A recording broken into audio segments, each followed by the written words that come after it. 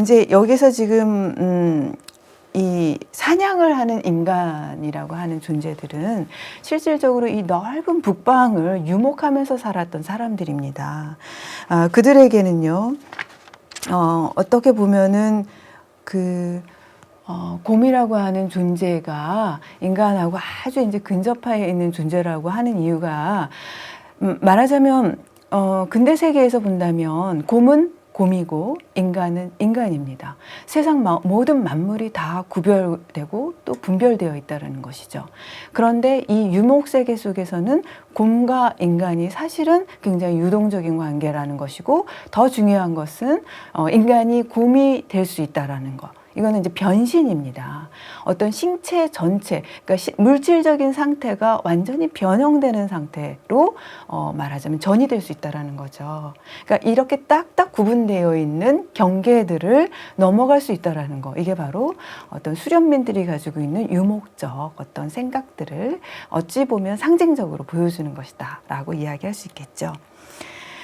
이제 조금 이제 종합적으로 풀이를 하자면 이렇습니다. 자연과 인간 사이에 어떤 완벽한 경계는 존재하지 않는다.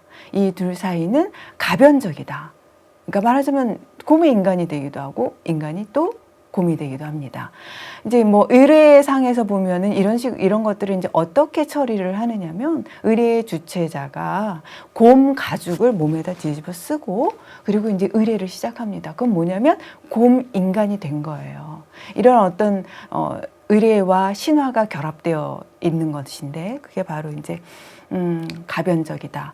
근데 이 가변성 속에는 아까 말씀드렸던 수평적이고 동등한 관계가 유지되고 있다라는 게 중요한 의미가 있습니다. 자, 그러면 약간 좀 정리를 해볼게요. 지금 빠르게 곰 신화를 설명해 왔는데요. 곰이라고 하는 신화를 통해서 우리가 생각해야 될 것은 바로 우리 세계가 가지고 있는 자연과 인간의 관계를 어떻게 다시 바라봐야 하는가라는 점이죠. 그러니까 자연하고 인간은 끊임없이 어떤, 말하자면 인간이 자연을 정복하고 인간이 자연을 개발하고, 따라서 자연을 인간이 무한히 개발할 수 있는 권리가 있다라고 하는 근대인의 생각들은 얼마나 많은 그 세계의 변화를 가져왔습니까? 이 문명을 이루는 데 있어서 굉장히 중요한 어떤 하나의 생각이 되겠는데요. 그런데 이 문명이 발달하면서 동시에 우리는 무엇을 경험하게 되느냐면, 어떤 우리가 살아가고 있는 생존의 어떤 터전, 생태와 자연의 환경, 이런 것들이 인간이 살 수 없는 곳으로 말하자면 변해가고 있다라는 겁니다. 이거는 어찌 보면은 우리가 어떤 생태적인 이야기를, 생태주의를 이야기하게 되는 배경이 되겠는데요. 이런 곰 신화를 통해서 인간과 자연의 관계를 다시 한번 상상해보고, 또 그것을 통해서 현대 세계를 반성해 볼 수 있다라는 점에서 이 곰 신화를 오늘 우리가 살펴보게 되겠죠. 그래서 이것들을 통칭해서 현대의 생태 철학과 구분되는 야생의 생태 철학으로 이름을 지었던 것입니다. 이제 우리가 곰 신화를 살펴볼 때 있어서 곰 신화를, 그것을 향유했던 집단, 즉 곰 신화를 말하자면 만들어내고 또 그것을 말하자면 소비했던 집단들의 생활 양식을 한번 살펴볼 필요가 있겠습니다.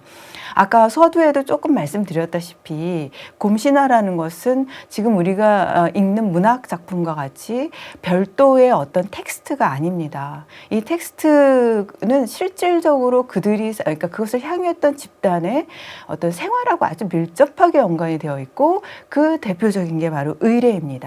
의례의 목적은 다시 한 번만 설명을 드린다면, 그 어떤 정령들을 위로함으로써 그 정령의 어떤 주인인 자연과 인간이 평화롭게 공존할 수 있도록 하는 어떤 어찌 보면 계산된 어떤 양식이라고 할 수 있겠는데요. 이 곰의례라고 하는 것을 우리가 설명하면서 곰이라고 하는 게 신성한 존재고 또 곰이 숲의 사람이고 따라서 우리가 곰의 넋을 위로해야 한다라고 하는 논리 자체를 어디서 추출하느냐? 바로 곰 신화를 통해서 추출했다라는 거죠. 그러니까 곰 신화와 곰 의례를 별개의 것으로 생각할 수 없습니다. 곰 신화, 곰 의례는 그 시대의 어떤 생활 전반적인 어떤 양식들과 결합이 되어 있죠. 그래서 신화와 의례는 정치적이고 사회적이고 경제적인 맥락들까지도 함께 포함하는 것으로 우리는 이해를 해야 합니다. 그런데 제가 여기에 지금 호수적 관계라고 말씀을 드리고 있는데요. 호수라고 하는 것은 상호 간에 주고받는 관계다라는 이야기가 되겠습니다. 상호 간에 주고받는다라는 것은 아까도 말씀드렸다시피 곰하고 인간 사이에 주고받는 게 있다라는 겁니다. 인간이 곰으로부터 어떤 식량을 취하는 만큼 인간은 이 곰을 선물한 숲에게 의뢰를 선물했던 이러한 어떤 관계, 이것이 바로 호수성의 관계라고 우리가 이야기할 수 있겠고요. 이런 어떤 관계론적인 차원이 야생의 윤리 혹은 야생의 철학의 기본적인 어떤 토대로 작용하고 있는 것을 알 수 있습니다. 그래서 결론부터 일단 말씀드리면은 곰과 인간 사이는 수평적인 공생관계를 이루고 있다. 이 부분이 바로 야생의 에티카라고 지금 이름 지은 야생의 생태 철학의 기본적인 어떤 테마가 될 거라고 이야기를 먼저 드리고 싶습니다. 이렇게 이야기를 할 수 있는 이유는 아까도 말씀드렸다시피 인간이 자연을 정복하고 지배하는 주체자가 아니라 인간과 자연 사이에 어떤 가변적인 동등한 어떤 관계를 형성한다라는 것이죠. 그래서 인간 중심주의적인 가치관으로부터 말하자면 분리되어 있다라고 하는 것이 야생의 에티카가 가지고 있는 첫 번째 주요한 특징이 될 수 있을 것 같습니다. 그런데 아까 말씀드렸던 그 인간이 선물을 받고 또 선물에 대한 답례를 해야 된다. 이 부분을 한번 주목을 해보도록 하겠습니다. 말하자면 아까 울치족의 신화 속에서도 나왔는데 곰을 선물 받은 사람은 그 선물의 어떤 반대급부, 그러니까 말하자면 의무가 있습니다. 무엇을 받았다. 그러면 그것을 되돌려줘야 되는 것이죠. 답례해야 합니다.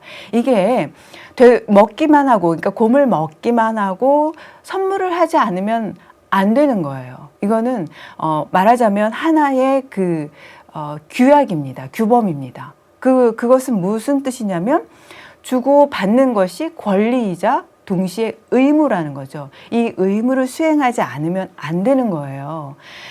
그런데 자세히 보시면 곰하고 인간 사이에 이자 관계만 형성되어 있다라고 하면은 끊임없이 주고받는 관계 속에서 뭔가 어떤 그 원인이 뭘까? 도대체 왜 이렇게 주고받을까라는 의문이 발생합니다. 그것을 이제 우리 강의 속에서는 숲의 하우다라고 이제 규정을 하고 있는데요. 숲의 하우, 일단 하우를 먼저 좀 설명할 필요가 있겠습니다. 이 하우라고 하는 거는 마르셀 모스가 증여라고 하는 어떤 개념 속에서 이야기를 한 부분입니다. 말하자면 원시 부족 사회에서 계속해서 교환의 관계가 성립이 되는데 그 교환의 어떤 형식이 어찌 보면은 지금 우리 현대적인 관점이 아니라 물물 교환의 형식을 띠고 있는데 이 물물 교환을 끊임없이 진행하게 되는 것이 사물을 생산한 사람의 영적인 것들이 포함되어 있다라고 하는 논리를 이야기합니다. 그러니까 하우라고 하는 것은 어찌 보면은 사물의 영인 것이죠. 이거 무슨 뜻이냐면 이 숲에서 인간과 숲 사이에서 계속 교환이 일어날 수 있는 것도 숲의 하우라고 하는 영적인 면이 존재할 수 있다. 곰을 인간에게 선물하는 아주 순수하고 무한한 증여의 존재가 존재할 때에만이 이 교환의 원리가 성립된다라는 것이죠. 그게 바로 이제 숲의 하우 혹은 숲의 영이라고 할 수 있겠는데 그 숲의 영이 존재한다라고 할 때에만 곰과 인간 사이에 수평적 관계가 성립된다라는 겁니다. 이런 걸 이제 우리가 얘기할 때 흔히 이제 순수 증여자인 숲이 증여와 그리고 그것의 의무와 권리를 만들어내는 어떤 토대로 이제 이야기를 한다라는 건데요. 이제 우리가 여기서 주목을 해야 될 게 하나 있는데, 곰이라고 하는 존재는 숲의 어떤 선물이라는 점에서 이미 신성성을 가지고 있습니다. 그러니까 신성한 존재라는 거예요.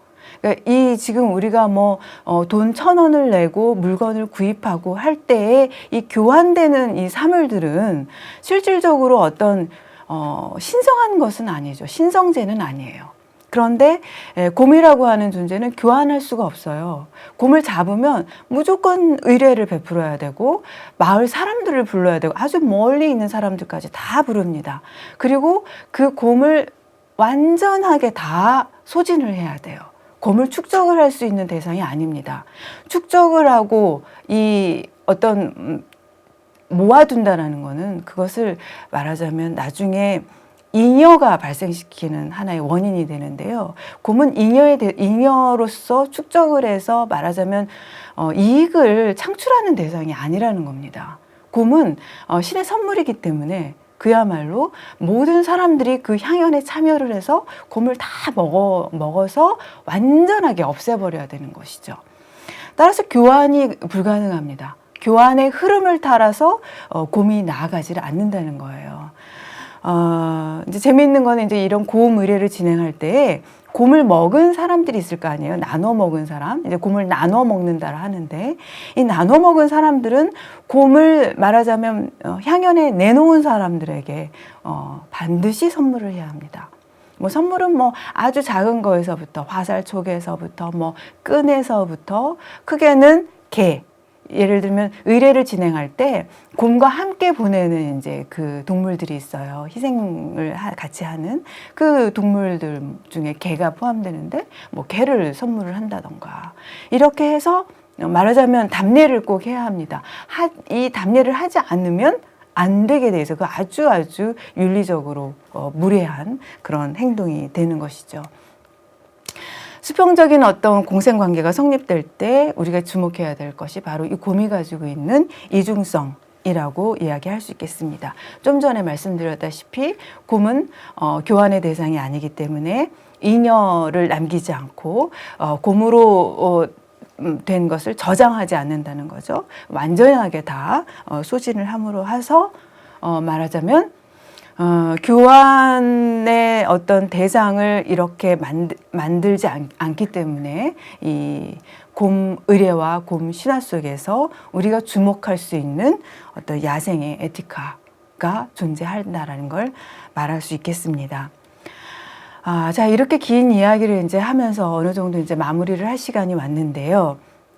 우리가 이제 주목해야 될 거는 이런 곰 신화의 존재, 그러니까 곰 신화가 과연 있었느냐, 혹은 곰 신화의 내용이 무엇이냐라는 것이 아니겠죠. 오늘의 관점에서 이 곰 신화와 의례가 무슨 의미를 가지고 있느냐에 좀 더 주목을 해야 될 것 같습니다. 그게 바로 이제 동북아시아에서 곰이 가지고 있는 의미를 한번 되새겨 볼 수 있지 않겠느냐. 우리의 역사는 인간의 문명이 어떻게 발달해 왔느냐를 중심으로 해서 기술됩니다.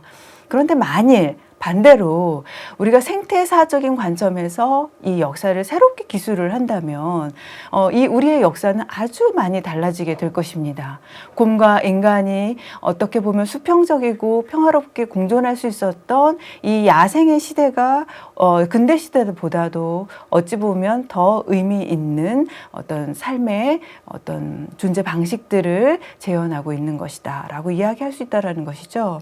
우리가 이런 것들을 이제 녹색 역사 쓰기라고 얘기하는데 그것이 곰 신화를 통해서 우리가 한번 좀 생각해 볼 수 있는 하나의 주제가 될 수 있을 것 같습니다.